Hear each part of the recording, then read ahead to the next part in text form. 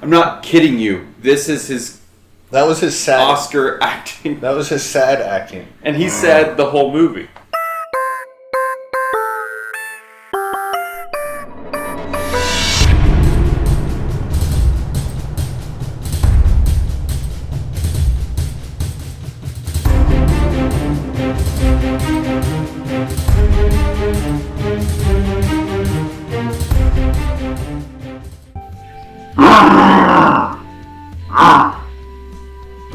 That was as scary as every movie we had today. That was scarier than every movie we had today. Certain things that you just want to forget about, and then also say, hey, guys, I experienced this.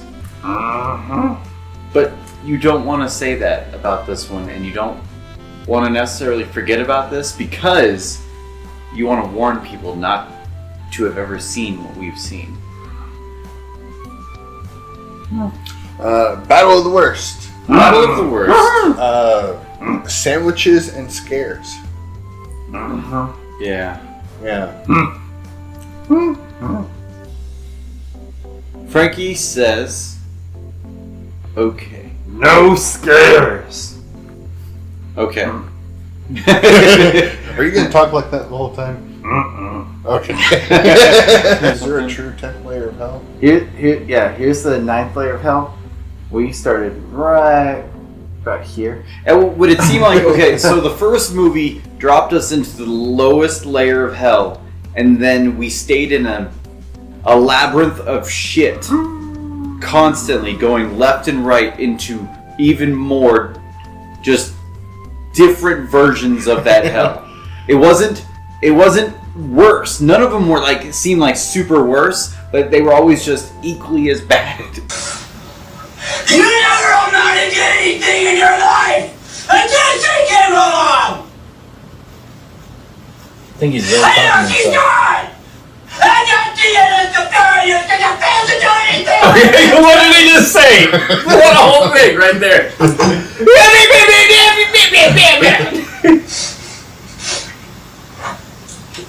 And you sound like a coward to do anything about it, aren't you? Gene is talking to Gene right now. Hold on. Because they're like, should we start rolling it? You know, I could put this movie on all three of these movies on a line chart where it just goes down, and then there's a little spike when the first movie starts up. Or when the next movie starts up. Yeah, when the next movie starts up, but then it goes down, and then it repeats. It just goes down again. Well, the first one, it was like this the entire time until there was one part where we were like, yes, this should have been the entire movie, and then it goes back down to. So, Zach, would you like to start us out on Monique? Behind the sheet. Monique!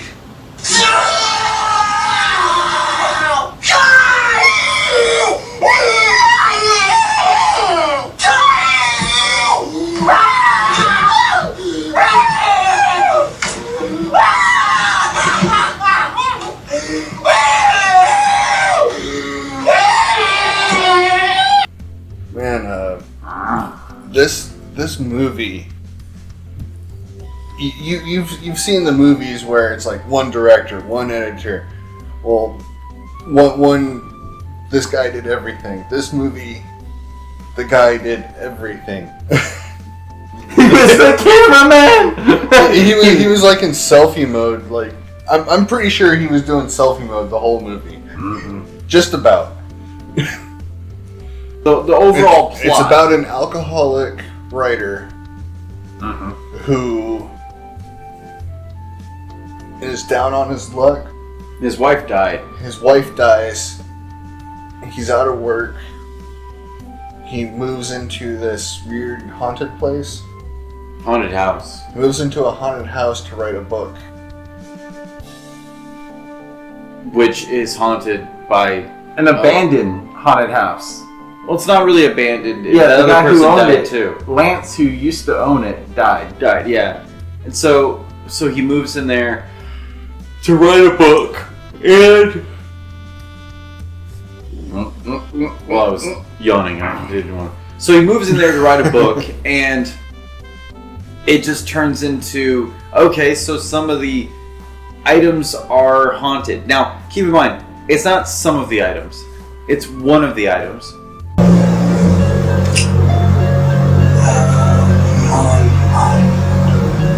Monique, that's it. You were his favorite little promotional tool. Nothing else is haunted. It's Monique, Uh, and somehow he doll. knows. Yeah, it's a mannequin. No, there's a doll that constantly. There's a random doll that The moves. doll at one never point. does anything, though. The only thing the doll does is... And he doesn't even see that, so he can't even say that that's haunted because Yeah. he didn't see it happen. It's always behind him. And it always... Now, in the very beginning of this movie, it seems like everything likes to creep up behind him. Including the tree. Yeah, it starts off where when he's at the cemetery talking to his dead wife, that the tree behind him is slowly creeping up on him. Now, keep in mind- it was jarring when we first found that out. That wasn't like a gag. That what literally happened was they were shooting it one way, and then they're like, "Oh shit!" All of the sun moved. Okay, hey, we're just gonna cheat you over. Hey, just kind of turn this way. Let's get some shade from that tree. So it just seems like it just creeps in, and then Monique does that to him all the time. But it starts out Just like always over his shoulder, like, what you're at and about. yeah. And so it starts out him at the graveyard talking to his dead wife, and he's doing this all the time.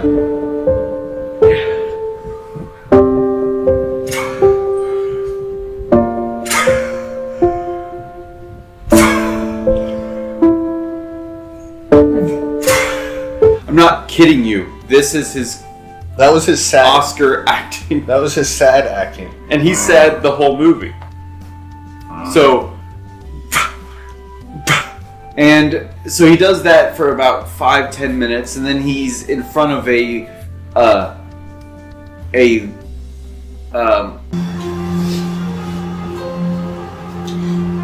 Guys, I feel like this is going to be the worst one that we do. why? Because of this. A limo of his drinking Yeah. a Mad A Dogs. 1975 limo. Beside the front seat of a 1975 limo. He had to. He always has to tell us the Yeah. exact stuff of the things he actually owns. So, and he goes into the trailer and look, it's a haunted house thing. So there's a little skeleton there. There's a little this there. There's a little that. And he's just like, whoa, if this place is so creepy, I wonder what the bedroom's like. Goes into the bedroom and it's like, oh, Nothing wrong. it's just a bedroom. Oh my gosh, he was that excited. He was like, oh, it's just a bedroom. I didn't understand why it looked like he was acting like he was sneaking around in this house, like he wasn't supposed to be there. When it is very well established that he is very much allowed to be in this place. And Then then, he had a very long conversation yes, to himself. to himself. And then And then he found Monique. he finds Monique, but he talks to Monique like, oh, wait, what's your name? Oh, it's Monique. Oh, I remember. It's Monique. And then he was like, oh, because you were so-and-so's favorite. You were this and that. I can tell you right now, Zach, I have no idea what your favorite anything was 10 years ago. No, I know what it was. Are you sure? The name of it? Yeah. Yeah. This was his promotional sex doll Oh. that he gave. Not mine. The guy in movies. Mine is very well kept secret. Yep. But what is her name? Monique? Monique! I see you met Monique. Then he goes on a drunken binge and yells at himself in the mirror. Oh no, he was saying that. He was saying all that before they rolled camera to get him in the No. mood. They didn't roll camera before he rolled camera. Oh, yeah. This is a one-man show, Michael. Watch. He's like, all right. He's all yelling. "Ah!" And then afterwards, he's like, "Oh, all right, hit play on the camera. Oh shit, leave it in." I'm pretty sure that's how he like hyped himself up. He was like, "You're a terrible actor. You did this." I swear, this is how most of the movie we got nose shots up the nose, mainly because he's like this, and constantly checking. Oh, okay, the camera. And then he would make sure his Here's the fingers on thing that zoom. confused me. So I don't know if he's always doing that. Here is the thing that's just baffling my mind. I don't think he had somebody filming. He had somebody filming because every now and then it would zoom in to his nose. It would zoom into something. So either he did that digitally, or he did that. Or there was somebody else going meow, meow, and stuff. He did that with his finger. How do you do that with your phone? He's not you have to go using like his this. phone. He's using a camera, a little hand camera. A little bad hand camera, so you use the like little. And then the little zoom thing, zoom and then button. zoom out, so he can have a little bit of. That's why he never knew what he was zooming on. That's why he kept looking at the he camera. He had a little too. image thing flipped. So he would be like, so he "Is the saw camera what even was, on me?" That's why I think that's what that look that he always had was when he was what you were describing. I think it was him trying to like put one eye on the camera to see if it was lined up or not, but he can't move just one eye. So, but he tried. God willing, he tried. He always tried. And Gee golly, I'm gonna try. I think that's what that look came from. Okay, that makes more sense. Makes a lot more sense when you see a lot of these stupid scenes. Ideas. There hasn't been.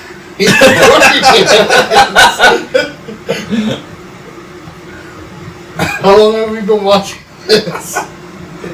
Nothing's happening. Recovering alcoholic moves into a former haunted attraction. A very haunted attraction. And some of the props take on a life of their own. Did he just tell us what the story is? Yep. Right when we asked.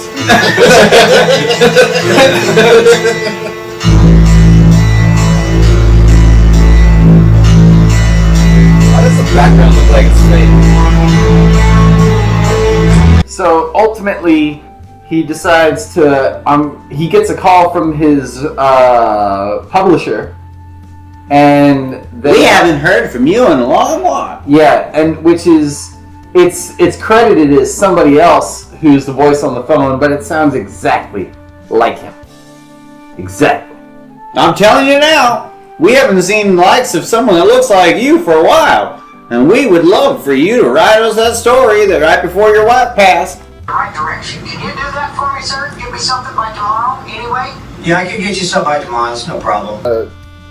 Yeah, he tells himself that he's supposed to write a story. He has until like tomorrow to have something in. I wish the conversation was that short. No, every conversation is like 10 minutes long.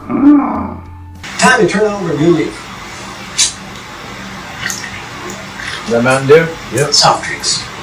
No. Mountain Dew. Can't beat it. Dang, you're just gonna get Fill my diabetes. booze bottle. Boom, boom. Scare one. There's supposed to be somebody standing out there.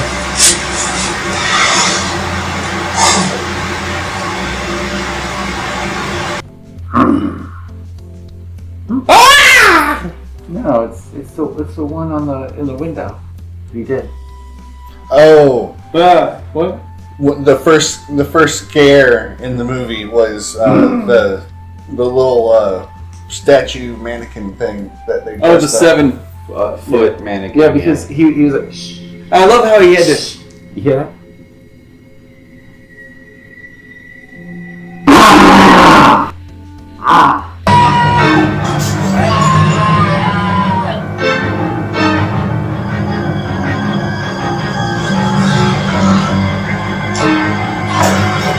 Convinced that he was trying to make it look like the mannequin was choking him.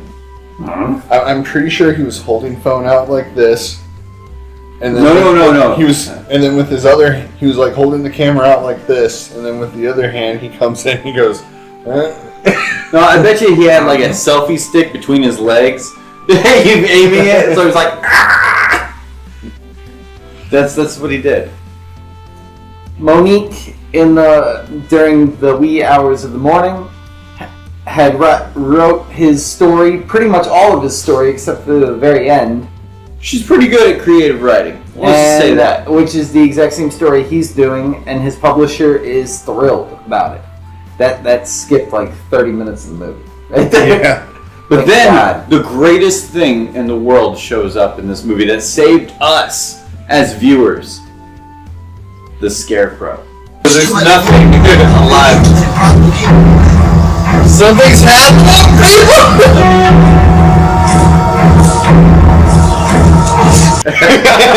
The Scarecrow. Well, you get to learn how villains make all those noises outside sheds and stuff because they shoot it Okay. improperly. Matt does escape. He escapes. He's fine. He doesn't call Gerald and be like, "Hey, this just happened to me. Maybe you should get out of there." Let's go ahead and twist the cuffs. I want to use my hands. Mind powers? Is he a Jedi? Oh my god! He's doing the Darth Vader move. He has people all the time calling him and be like, "Hey, you shouldn't be around there. I heard this happened." But Matt, he doesn't get a phone call from Matt saying, "Hey, this just happened. Get out." I just got attacked Yeah. on that property from a scarecrow. You should probably leave. You could get attacked too. Yeah, it just happened. I'm going to the hospital right And now. it's literally nighttime. Yeah. Comes by and what's going on? Nothing. Nothing's going on. But the guy starts drinking and then gets attacked by the demon spirit. And I love how he's just like sleeping, then looks up, and you see him. It's all like he smelled a fart, or it was like watching a porno, and then his mom caught him or something. He looks straight down, and then suddenly now he has black eyeliner on, and he's looking at himself in the mirror, and he's like, "I'm now bad. I'm the Undertaker."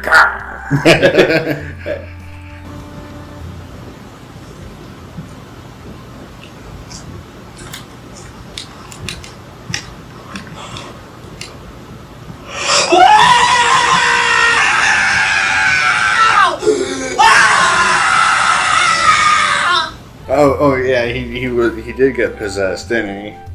Was that a possession? Is that what Yeah, that it was was? supposed to be a possession.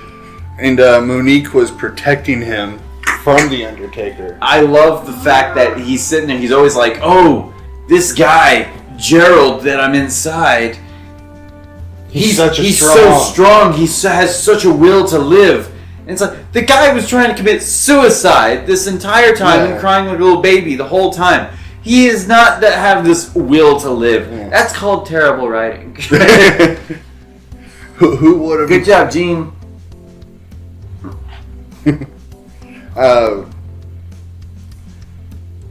Undertaker kills Monique.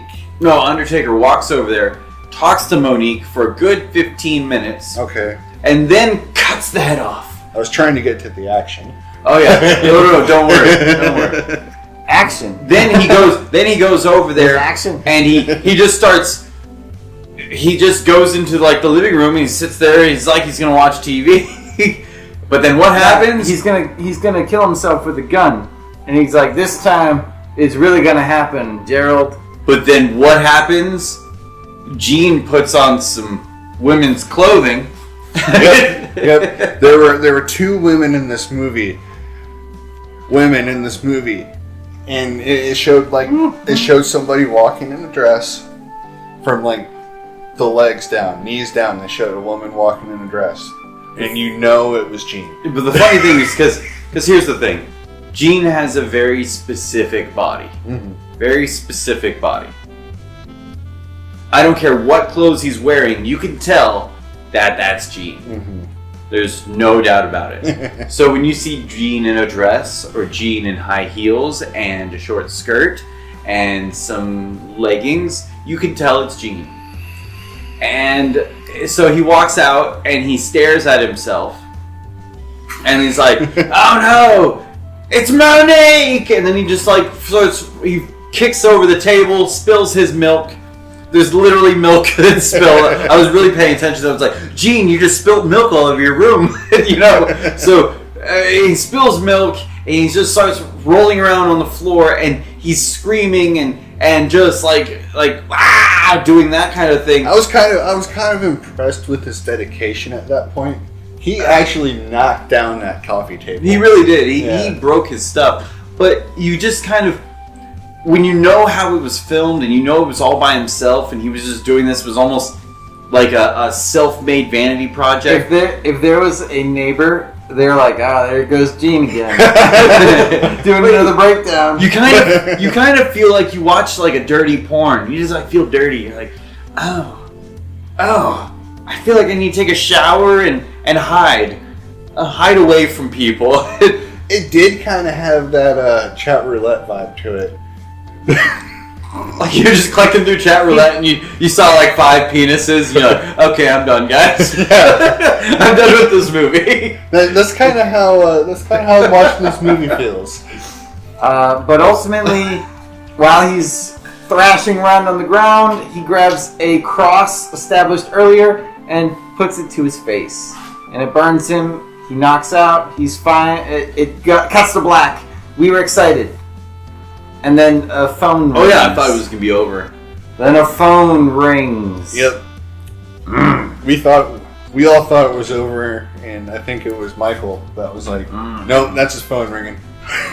It's like, no. This has to be the ending credits. Has to be credits. Has to be. Oh, that's a phone. Yep. Well, ultimately, then nothing happens. Literally, it's just his people talking. He gets a movie deal, and then he is Monique's alive now. He's leaving the production office when he meets somebody walking up to him and says, "Hey, we can collaborate." And it's Monique. The real he's like, Gene. He's like, you seem really familiar. What's your familiar? He said familiar. Yeah, all right. I swear, he says familiar. But he's like, hey, you look familiar. She's like, my name's Monique. Dun. And then we're treated to the greatest credits of about 3 names. And then it goes right into dancing Scarecrow. What was the song that it played? What was it dancing to?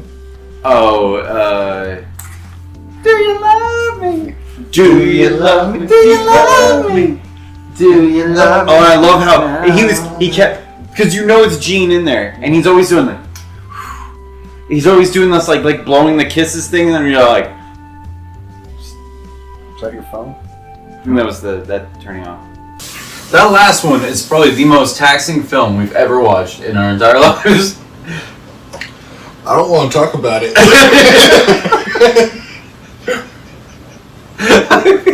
I feel like we should burn it just in front of everybody.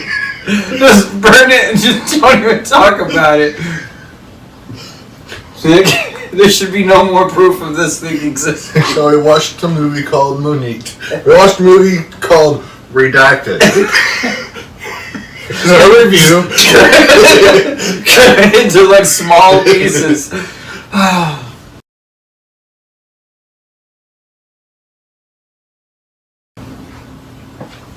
This better be somewhat entertaining.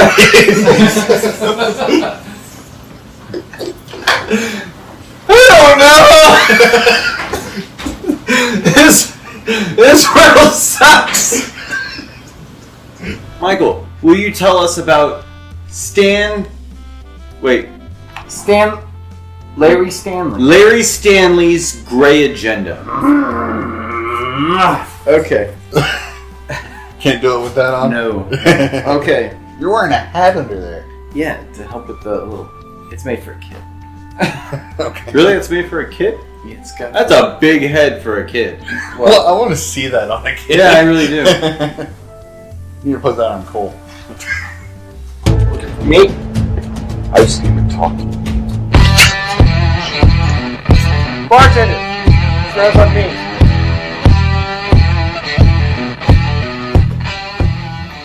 It's only a dolly, you son of a bitch. Gray Agenda is dumb people. Something is really wrong here. Has your friend ever just disappeared like this? No. Never. Neither has mine. Go to a dumb place. Let's go. Please, just let us go. You were here because you were chosen. And kill some dumb aliens. The Greys.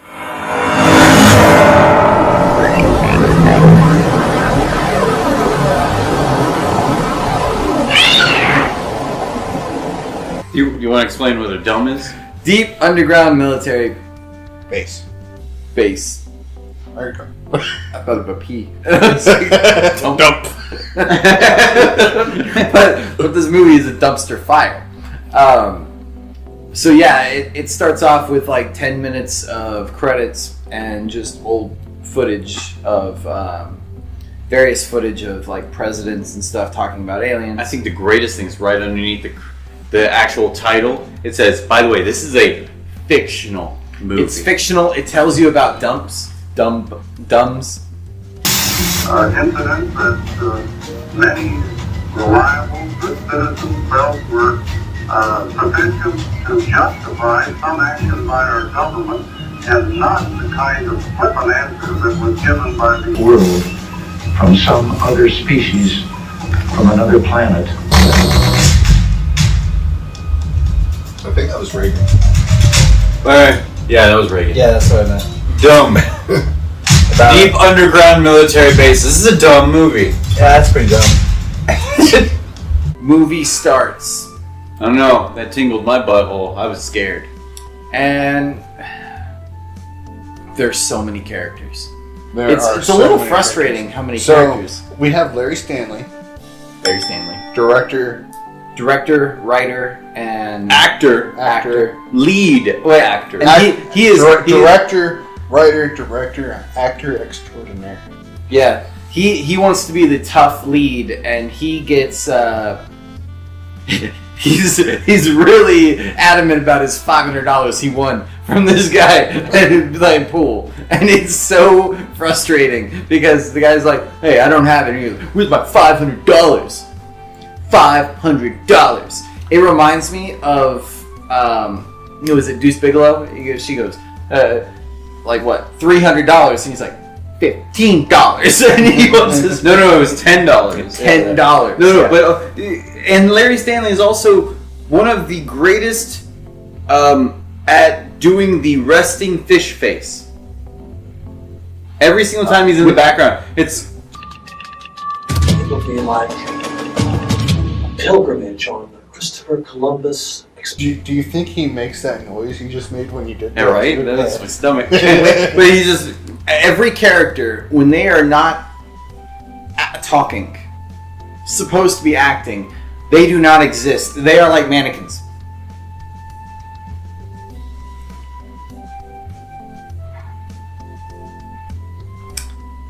So we're introduced to him. We're also introduced to his best friend, old best friend, A.W., who just shows up and saves him by just talking. So $500. He doesn't pay, that makes him a bum. Bring day? Oh! So I like how the cameraman is so into it. He's shaking the fuck out on camera. Yes, he walks up and A.W. says, "Hey, I just got back from military duty. I just want to chill with my friend, and that's it." And then he walks over and goes, "Military? What were you in?" And he goes, "Air Force." And he goes, "Oh yeah? I was in Air Force." The biggest sumbitch in this entire movie. Where the guy who's like Air Force. 6'1" has to go. Is he wearing lipstick? I think it's blood. idea. I'm thinking flipstick. Now they get together and they're about to have this really nice romantic talk back and forth. Larry's still angry about not getting his $500, so he walks away because he sees another person that he has a beef with. Oh yeah, suddenly everybody sitting at the bars is looking for Me? I just need to talk. Bartender! Serve on me.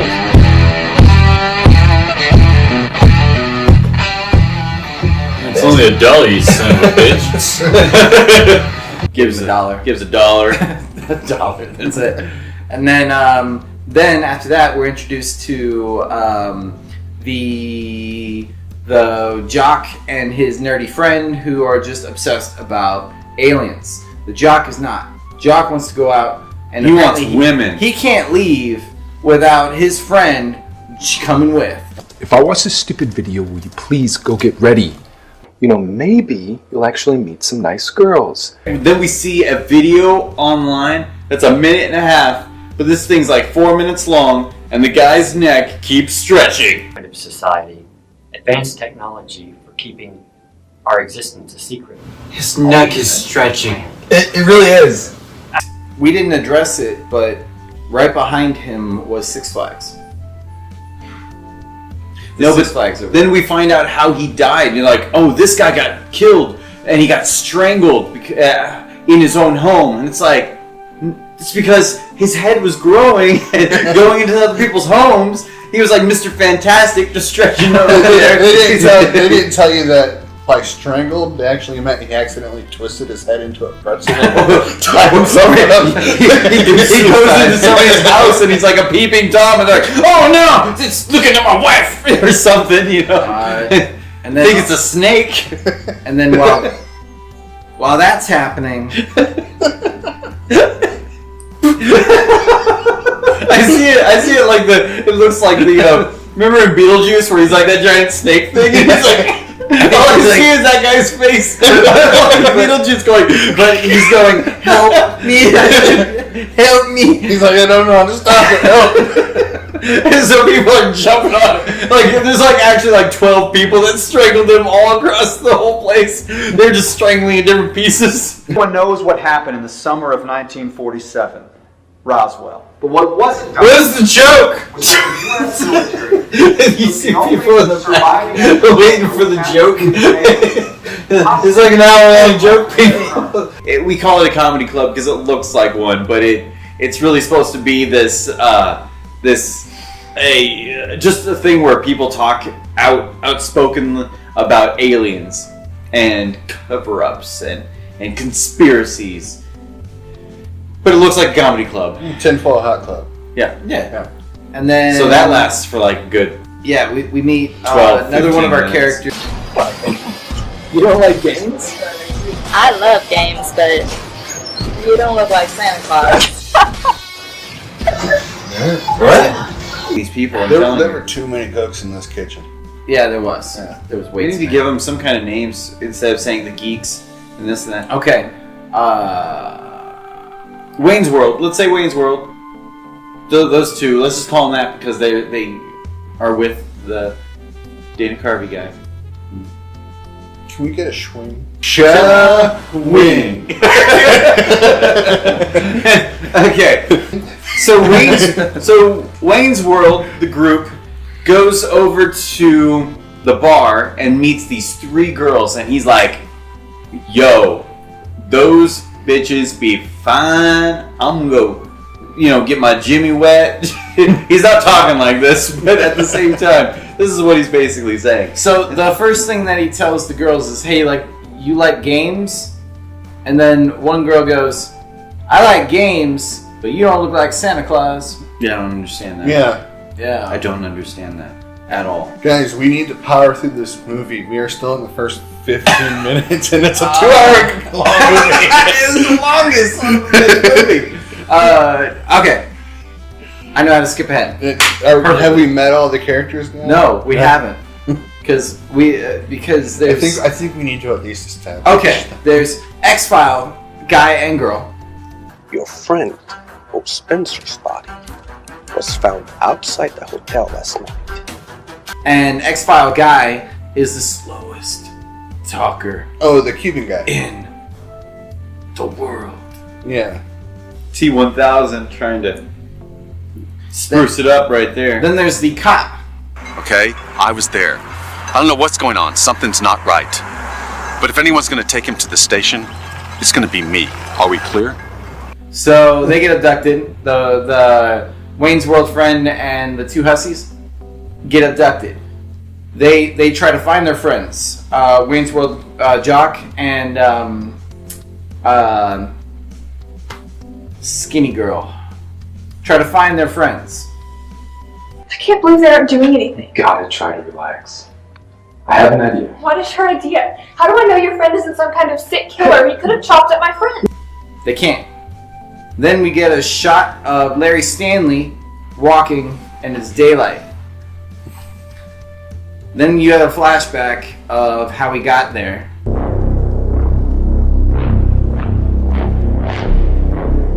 Oh, he got dumb. He's been dumbed. In an early MTV montage.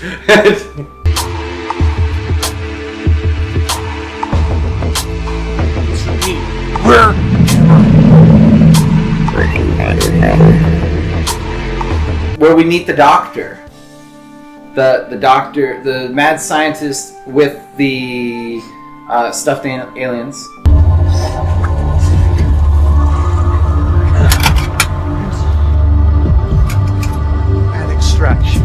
They're like it's like flesh-like, but it's all goo. Like you could just touch it and go. Yeah, it's filled with cotton. Oh, okay. It's like a Build-A-Bear with. I thought they were like statues. No, they kind of move. Or like you can kind of plastic go like this things. with their arms. Yeah, you can move. Oh, hold on. You know what this? It just came to me. You know what this movie reminds me of? Have you ever like bought a bag of chips and you're like, oh, this is Cool Ranch, and you open it, and it's just a plain tortilla chip, and you look at it, you're like, what happened? There's no flavoring. There's nothing to it. It's so bland. It's just this, and so you call the little thing on the back, and you're like, my chips didn't have shit on it. I'm like, oh, we'll give you another bag. They don't send you another bag. But this is... You never get that other bag. No, this is just the bland potato chip bag. And you wish you had a better movie. You wish you had another movie. It has all the makings of a real movie. But there's no flavor. There's nothing. You look at it and you're like, what? The actors don't deliver. Oh, no. You cannot blame this one on the actors. The one that was trying to... The actors don't deliver. The writing doesn't deliver. Nothing delivers. The concept could, if it wasn't completely overplayed. If it wasn't completely batshit stupid. No, this story couldn't have worked at all. The only true person who was trying was the doctor, the mad scientist. He was trying. But he was trying too hard that it got frustratingly annoying. We'll get along just fine. It'll be as it always has been. Except humans won't be in total control like they have been for millennia. No, the Greys will take over and we will make a race for both. A super earthly race. You sound like Hitler, you crazy son of a bitch. Larry Stanley gets out with a gun, and then he meets a couple of people. He gets caught by the cops. The cops keep him in holding. The X-Files people go to meet him. Wayne's World Jock and Skinny Hussy. They decide, hey, let's go to this conference that my alien friend who wanted to be knowing more about aliens wanted to go to. So they go there. And then they meet AW. They meet host of the place. And who else did they meet? They met one more person. Third. I'm blocking. Just like I blocked. No, that's all they met because it's not until they get out and he's like, okay, show us where they are. You see in the credits, they have to credit it, at least. Tex. Denise. That's what that's what I came back to tell you. Oh, man. Welcome to hell. Oh, Then she goes, "Welcome to hell." You know, I think there's a point during this movie. I feel like it was about the point where we are now, where Michael started like doing like. Oh yeah, started doing like shadow puppet dogs. Oh, It's like, oh my god, look, this is great. I don't know how many times while watching this, like say you're the couch, I was just like, I was staring at the designs on the couch because that was more entertaining than watching this movie. I was looking at the cracks in my paint. We tracked spies, prevented espionage, terrorism, which if you were up to no good and Let's rehash it. At first, the last movie, the Monique movie, we thought, okay, this is bad because he keeps reiterating the same thing, but he's only talking to himself. So we're like, oh man, that's bad. But is it worse when you have 10 characters and you have to keep telling them the same thing, and each one keeps telling each other the same thing? We thought maybe add more characters in the first one, but no! We were missing the one character!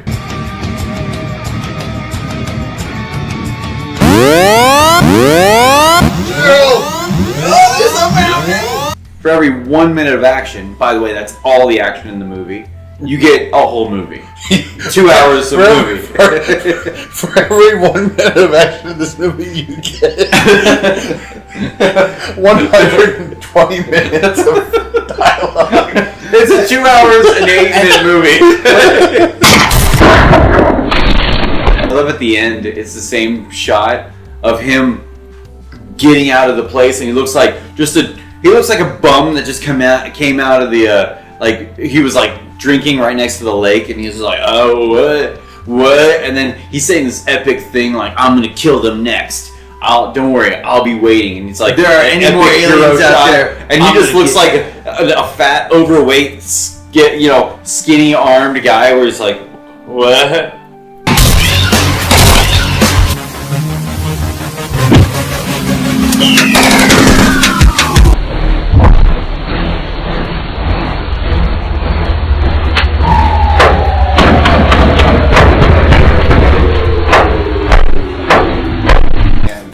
The special effects are amazing because we looked it up, and this guy has said that this was going to be the greatest movie to come out of his hometown.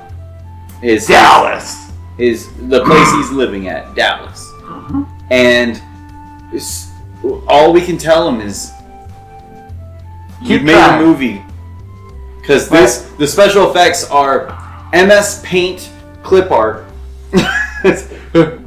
Put in there, okay, that's supposed to be a blood little circle. Let's make it really quick so nobody notices. Like the mannequin in the other movie. That's Well, it's better. I would tell you right now, There was no story on the last one. There was nothing to talk about. Yeah, the last one, even if we would have gotten through it, It's the same fucking people! fuck you, Dad. God damn it. Fuck you, Zach. I don't want you to talk about it either, if it makes you feel better. The next and last... It was called Invaders from... Something Ghoul. Invasion... From the Ghoul Planet? Something. Planet of the Ghouls. Invasion from the Planet of the Ghoul. This is intense. So it starts out with this little kid, and the little kid is wearing this really bad, like fro, like curly fro. Well, it starts off with them establishing that it's Halloween. But it's fantastic. Yeah. The kid's not wearing a mask yet, or Halloween anything. He's carrying a He's mask. carrying the mask. And you're like, oh my god, this is going to be amazing. They already spent too much money. He's talking, and you're like, oh my god, I can actually understand him, and it sounds terrible. This is going to be hilarious.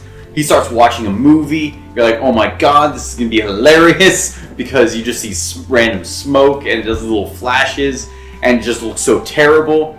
And you think, oh my god, this is going to be hilarious. I'm going to keep saying that because it goes downhill from here. This movie was shot on video. So in 2016. Yes. Yeah, it was on VHS. With a budget of estimated $50.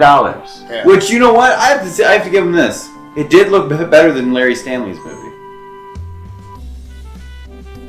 No, I already hit the button a lot, so it's probably out of space. So Larry Stanley's movie looks worse than this guy's movie, which was shot on VHS, which is a 20-year-old plus technology. And yeah, he did this in 2016. This guy with a VHS. Didn't Larry Stanley have like dust on his lens the entire time though? Yeah. Yeah. In the beginning. There was dust on both. On all three of them. So it starts off, and this kid makes a friend with E.T. Terry. I think his mother, I started cheering. His mother was replaced by a Frankenstein monster. Frankenstein's monster. Okay, so yeah, they made a little technical error. It was a child who made a technical error. So now wait, first of all, there was a guy on TV who was like, "Let me do this," and he's looking at his actual script, and he even drops the script at one point, and he's like, "Oh, hold on, exactly that." And so he's like, "Oh, reading from the script." Like every five words, he has to look down. And some of them it's like 2 words. You know. Now would be the time to remove yourselves from the room. Are you reading the script? We constantly, after every shot, it zooms in, and then up. Yeah, and then fade into the next shot. The camera just. At least I don't think so. Covering your eyes. Is my mom. At least I bet you this is young Jon Snow. Runs to his bedroom, and there is E.T. A nice thought. But sadly, it just ain't so. I like that Terry doesn't move. Got all kinds of jerks like Yeah, but I trust Terry. I can't breathe in here. Let me out. Come on. I'm suffocating in here. Don't you want some help with your little problem? He opens up the closet door, and there's E.T. Terry. And you're just like, no way. And Terry's talking. Moving with the company of strings. Oh yeah, no, and then they're like, okay, let's crawl around and let's go do this and do that. And so Terry's like leading them, and you see Terry, of course you can see the strings, as Terry's like being pulled. They're like shimmying across the floor. Yeah. Like spies would. They meet another spooky monster, and that one has like a skull mask on, and then they run away, and then they're like, how do we stop them? Hey, let's just put a blanket over them, and then tie them up, then we're good. I think that was one of those fabric hoses. Yeah, but he didn't even tie it, he just put it around it, and we're good. Yep. And end of them.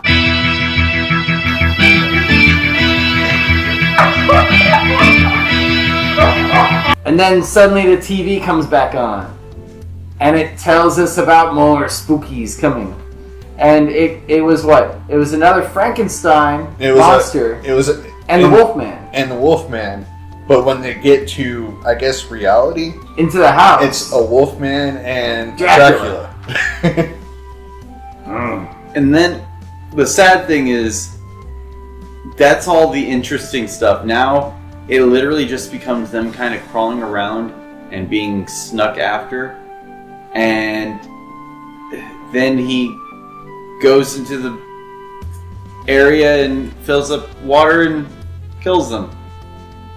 Splat. Oh no. Okay, I say fills up water. He fills up water and gets an onion, which is supposed to be garlic.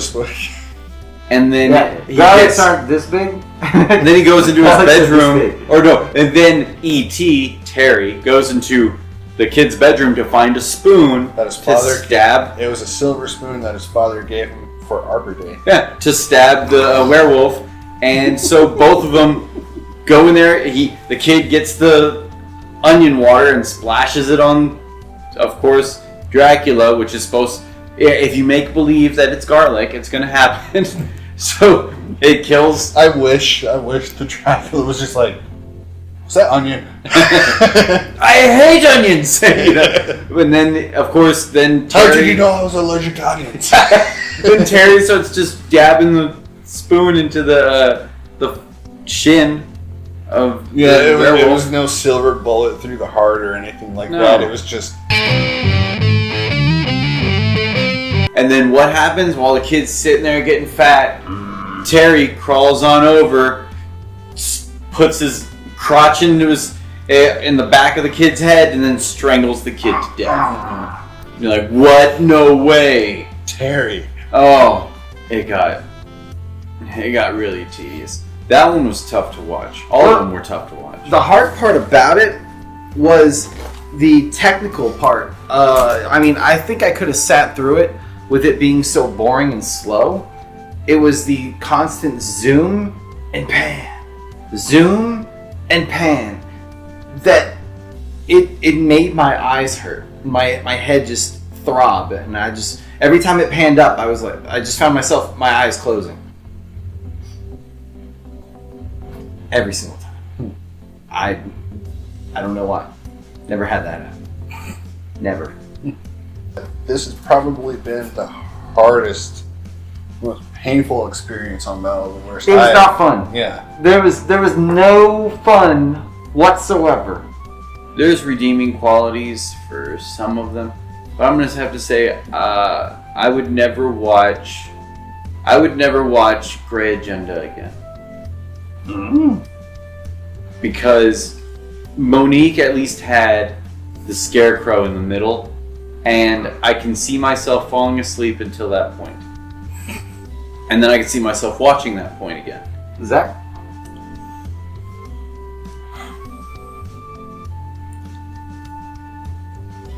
I want to say Monique so bad, but for all the reasons that I want to say Monique, I have to give it to Grey Agenda, because Grey Agenda drew it out for so much longer.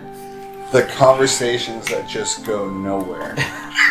Well, and drone on and on and on.